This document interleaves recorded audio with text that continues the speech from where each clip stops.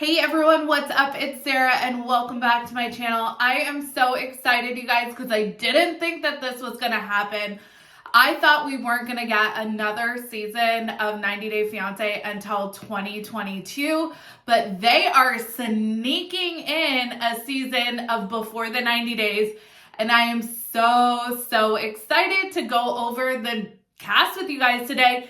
It is 99% new cast. We do have international superstar Soja Boy returning, and honestly, I'm not mad about it. The most depressing thing would be if baby girl Visa was returning, and we'll go through all the couples, but I am so pumped. Before we get into the cast, you know, season 4 of Before the 90 Days was such a dumpster fire. It was filmed obviously pre-COVID, but it premiered during COVID, and then the tell-all was the infamous tell-all that was leaked. Jeffrey wasn't invited to the tell-all, and now we have Jeffrey back in the news, and none of the couples stay together. I guess save for Varya and Jeffrey, but even that's kind of debatable because anyways, that's a whole other story. But that was kind of a bummer to see that like none of the couples stayed together. I think that was frustrating for a lot of viewers. So a lot of people, myself included, we have a lot of high hopes for seasons 5, especially I hope they steer clear of extremely problematic cast members. I mean, it's fine. Please bring the drama, bring the messiness. We are here for it. We love to see it. But season 4 of Before the 90 brought us Ed, brought us Jeffrey, baby girl Visa, and it was just too much. We need to steer clear of problematic. Okay, so my sources for today's video is, of course, TLC, Discovery, Sharp, what have you.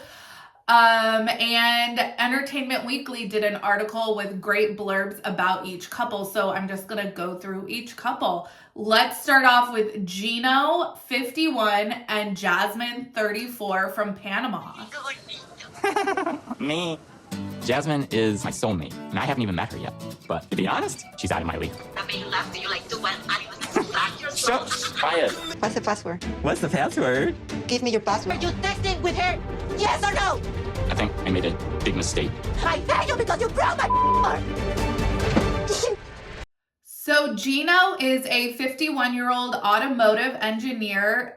He's leaving for Panama, and Panama we have not seen, I don't believe, on the 90 Day Fiancé franchise, except for the Love in Paradise spinoff. I'm really excited to see more of Panama because from what we saw on Love in Paradise, it is absolutely stunning. So he's leaving for Panama to meet the love of his life, Jasmine. She's a 34-year-old American literature teacher. I think that's super cool. Love teachers. After divorcing his Brazilian wife of 7 years, Gino began to lose hope of ever starting his own family until he met Jasmine. They met on an international dating site, and he fell in love with her personality, brains, and beauty. He is hoping to propose and get Jasmine pregnant by the end of his trip so that he can have the family he's always wanted. That's a really tall order for one trip. That's a lot of pressure, which can affect fertility. Will Jasmine be the one that finally sweeps Gino off his feet, or will her jealous side put a damper on their future together?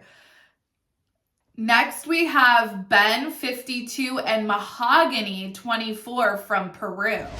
Despite the 28-year age difference, we have Jesus in common. The Lord is blessing this relationship. Have you guys video chatted at all?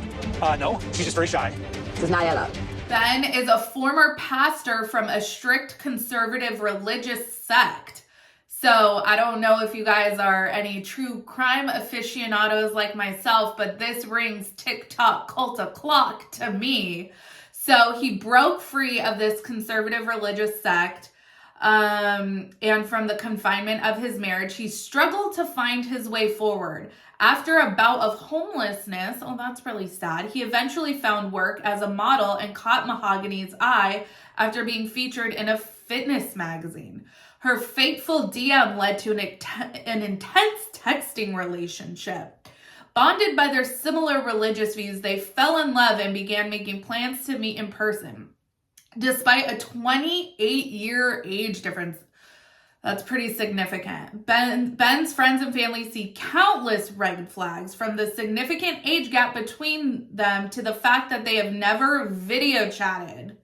That is a huge red flag. But Ben believes that God has brought them together and this is the path he is meant to follow.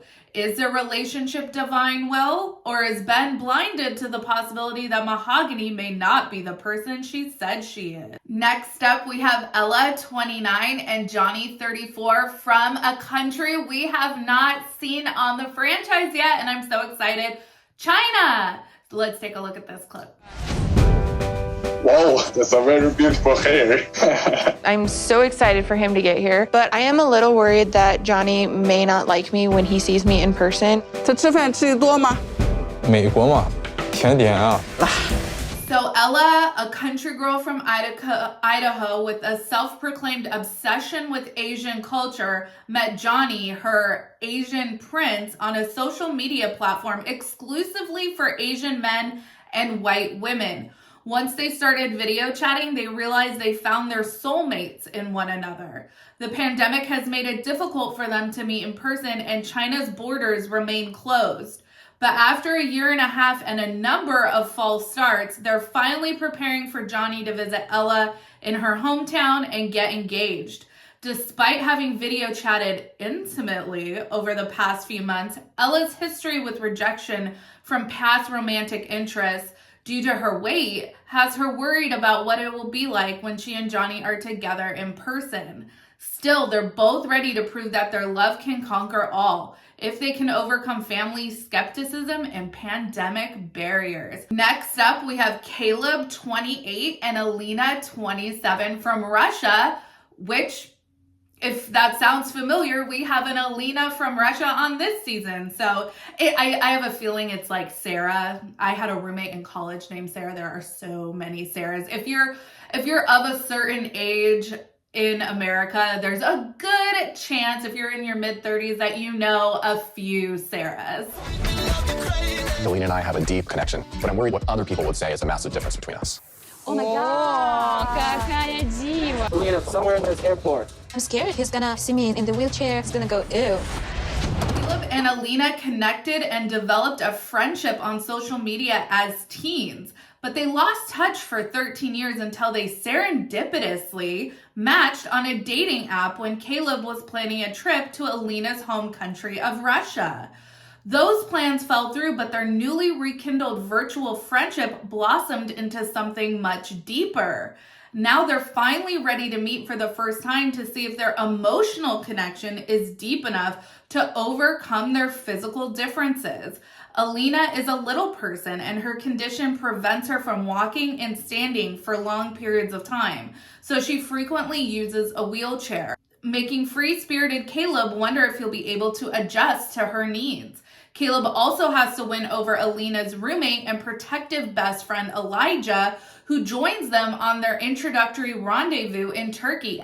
Again, very similar to this season of The Other Way that we're seeing, because Steven and Elena are in Turkey right now. Apparently, from the podcasts that I've listened to and just from the chatter that I've seen on social media, apparently Turkey is a very popular destination for Russians to visit. So that's not unsurprising that they would choose Turkey to meet up. Next, we have Mike, 34, and Jimena, 24, from Colombia. Hola. I've spent 34 years looking for the love of my life, and I've found that in Jimena. There's nothing that's gonna stop me from proposing on this trip. Yo conviví con un sicario. Bueno, me tenía encerrada. Yo te quiero, pero no te amo. I thought it was real. It's like a switch changed. My mind's going crazy. Despite his efforts at finding love, Mike has been single for most of his life until he matched with Jimena, a 24-year-old Colombian single mother of two, a year ago on an international dating app. Jimena speaks no English and Mike speaks only a teeny bit of Spanish, but that hasn't kept them from falling in love. So it looks like we're gonna see another translator app relationship. with the help of a translator app. They're already talking about marriage and kids, so Mike is traveling to Colombia with plans to propose and bring Jimena and her sons to the United States. Has Mike finally found true love after years of searching, or is Jimena more in love with the gifts and money he sends there than with Mike himself? Next, we have Memphis, 34, and Hamza, 28, from Tunisia. I kind of have a wild side, and now I'm flying to Tunisia to marry someone I've never met in person. About prenuptial agreement. If you do not sign, I do not want to marry you. Memphis is a divorced single mom of 2. She met Hamza, a 28-year-old man from Tunisia, online 8 months ago. Having had an unstable childhood followed by a tumultuous dating history, Memphis has been searching for a consistent and reliable partner with whom to complete her family. After a few months of daily texts and video chats, Hamza proposed and Memphis said yes. Despite a significant language barrier and the skepticism of her friends and family, she is packing her bags and traveling to Tunisia with plans to get married on this trip. But does Memphis really know her fiancé? And finally, we have Kim, 50, and Usman, international superstar Soja Boy, 32, from Nigeria. I flew halfway across the world to meet the man of my dreams. I messaged him, and he messaged me back, and I was like, oh my God. And that's how I fell in love with international superstar Usman, aka Soja Boy. Why would you bring me here to shoot a video about another woman? This is funny. Oh, it's funny? Very funny. Funny too? A year ago, 50-year-old divorcee Kim reached out to Nigerian musician Usman, aka Soja Boy, on social media as a fan of his music. But after months of calls, texts, and video chats, these two formed a connection. And Kim found herself head over heels in love, graduating from fan to potential girlfriend. Considering his divorce from another older American woman that he also met online, Usman has hesitations about committing to Kim until they meet in person. So he's invited her to Tanzania, where he plans to shoot a music video. Kim is risking everything for love and heading to Tanzania in hopes that Usman will realize she is nothing like his ex-wife and decides to commit to taking their relationship to the next level. I think a lot of us, just based off of that opening clip, can see parallels between Kim and baby girl Visa. So a lot of us, I think, are wondering the same thing. So we will see what happens. All right, you guys, what do you think of this lineup for the new cast of 90 Day Fiancé before the 90 days?